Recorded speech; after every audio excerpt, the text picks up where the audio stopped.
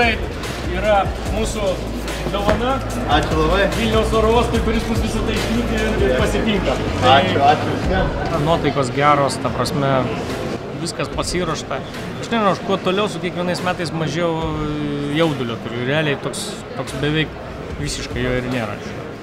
Na, tiesiog norisi greičiau startuoti, gal net norėtųsi, kad jau faktiškai rytoj startuotų. Man tų dienų gaila, aš jau nebegaliu sulaukti. Taip norisi už vairo sėsti ir pūsti. Nu, iš tiesų nuvykus į Argentiną laukia nežinia. Nežinia ta prasme, kad nežinom iš tiesų, neturim jokios informacijos, kokiam stovyje nukeliavo mūsų technika, mūsų visi daiktai, mūsų visas turtas. Žodžio, įsikurti, pasiimti techniką, apsižiūrėti ją, ar viskas tvarkoja, ar viskas taip, nes tik tai uoste gali reikšti pretenzijas. Tai toks tikrai nemenkas darbas, nes ir technikos nemažai.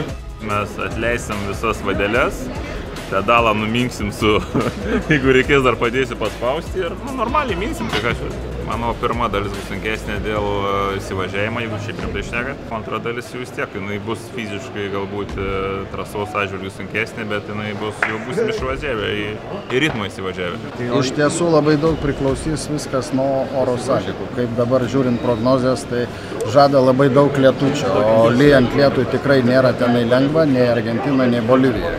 Tai va, tas labiausiai turbūt mus gąsdina, nes lyjant lietui ten važiuoti yra be galo sunku.